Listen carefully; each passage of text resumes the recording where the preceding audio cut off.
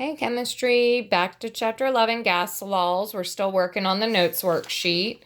We are currently on the combined gas law. So if you take a look, the combined gas law actually puts together Boyle's law, pressure times volume, Charles' law, volume divided by temperature, and Gay-Lussac's law, pressure divided by temperature, all into one big law. That's why it's called the combined gas law.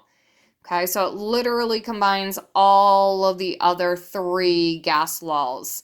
Okay, so we're looking for two pressures, two volumes, and two temperatures here. So it says the volume of a gas-filled balloon is 30 liters. So we know that's volume because liters is volume, and they also tell us. At 40 degrees Celsius, we know that's temperature, and we know it has to change to Kelvin. And 153 kilopascals, we know that's pressure. And they do tell us over here 153 kilopascals of pressure. Okay, what volume, so there's our second volume, what volume will the balloon have at a standard temperature and pressure, which is STP? Okay, most of the time the problem's going to stop there. Okay, most of the time the problem's going to stop there. However, in this case, since you're just working on it, I give you a hint and remind you what STP means. Standard temperature is 0 degrees Celsius, so there's our second temperature. We have to convert it to Kelvin.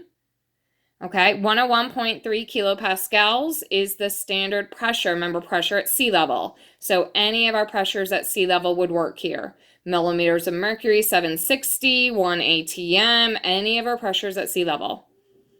Okay, so that's our second pressure. Obviously, I went ahead and converted our temperatures already. So our Celsius temperatures plus 273, that now gives us our Kelvin temperatures.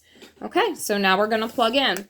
The volume they give us, the first pressure they give us is 153 kilopascals, times the volume they give us is 30.0 liters, divided by the temperature, 313 Kelvin, equals, the second pressure is 101.3 kilopascals. You got to make sure your units that measure the same thing match. Okay, so our two pressures are both in kilopascal.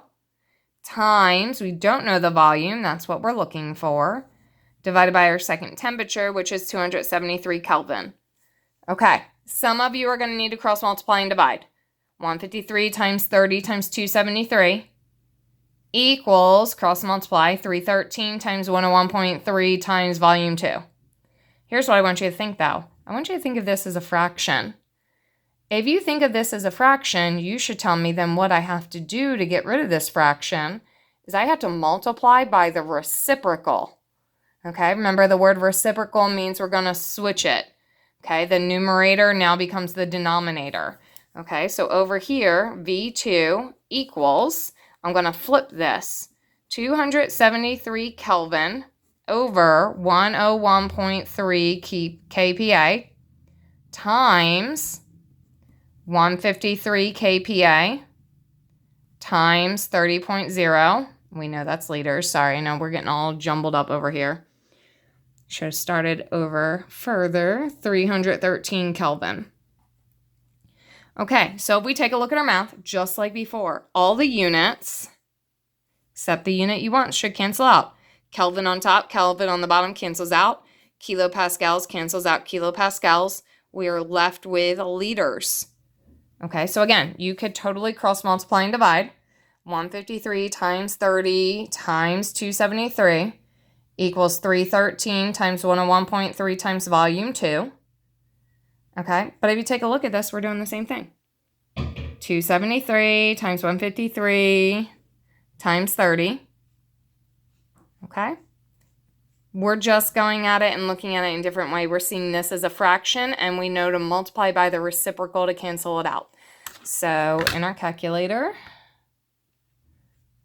clear that out.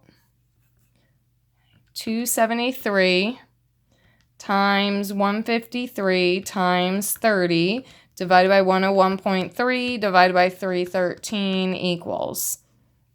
Okay, so our calculator says 39.5204 Let's look at significant figures. We have 3 significant figures, 3, 3, 3, 4.